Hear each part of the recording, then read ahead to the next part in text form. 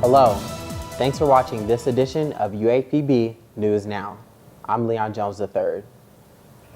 Topping our newscast, the UAPB election results are in for the 2022-2023 school year. The winner of the Miss UAPB election is Miss Ariana Jackson, winning 55.6% of the vote. Miss Pasha Grissom was also in the running, but was disqualified for violating policies for student elections. The SGA president-elect is Miss Amaya Jordan, winning 53.7% of the vote. Miss Jordan now enters the transition phase to begin her administration. The Advocacy Administration and the current SGA president, for those of you who don't know, that's me, will be assisting Miss Jordan during the transition phase.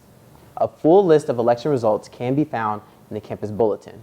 Congratulations to all of the new officers for the 2022-2023 school year. An ACLU lawsuit is challenging the state's congressional redistricting plan. The lawsuit claims that the redistricting plan, approved by the majority Republican legislature last year, violates the Constitution and the Federal Voting Rights Act. According to the lawsuit, it violates them by moving 23,000 predominantly black voters out of the 2nd District in Central Arkansas. A direct quote from the lawsuit states the plan has erected illegal and unconstitutional hurdles to the legitimate and natural growth of the state's black population, resulting in enhanced political influence at the federal level. Students on the campus of the University of Arkansas at Pine Bluff now have a new form of transportation on campus thanks to the Student Government Association. Tyree White has more. On January 22nd, almost 80 electric scooters appeared on campus, all for the sole purpose of making campus navigation easier and faster. The scooters are owned by a company named Bird, whose goal is to reduce pollution and increase safety by replacing car rides with a safer option, electric scooters. SGA President Leon Jones III tells how the scooters made their debut on campus. And this was one of those situations where an opportunity came our way. We were approached by an off-campus vendor who had the opportunity for us to bring the scooters to campus. Johnny B. Johnson Housing Complex resident Alfonso Richmond shares how the scooters have impacted his day-to-day campus travel. Favorite thing about it is that I don't have to wait for the shuttle all the time. I can just take the scooter instead of having to walk or wait for the shuttle. It takes so long on the shuttle.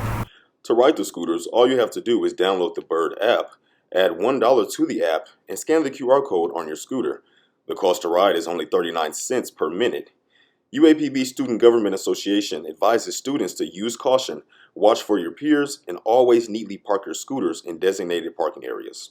Scooter operating hours are 4 a.m. to midnight. Thank you, Tyree, for that report. In medical news, COVID hospitalizations in Arkansas have dropped below 400 for the first time in months. The Arkansas Department of Health said the number of hospitalizations dropped by 41 to make it 371 total patients. The state hasn't had below 400 patients since November 29th of last year. Not only are the hospitalizations going down, active cases have gone down too, with less than 4,000 people contracting the virus. Health officials believe numbers can be consistent or drop. They say communities and people just have to be responsible with the public health measures. Those lower COVID numbers are having an effect at the Jefferson Regional Medical Center. A JRMC announcement states changes have been made to their visitation policy. COVID-negative patients may have 2 visitors per day from 8 a.m. to 8 p.m. Both visitors can be present at the same time. However, masks are still required for all visitors.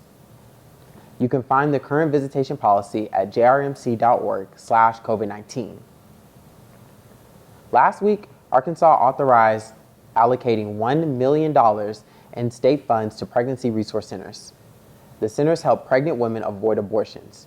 The grants are also accessible to crisis pregnancy centers, maternity homes, adoption organizations, and any other social care groups under Arkansas's proposal. Well, that's it for this edition of UAPB News Now. I'm Leon Jones III. Take care.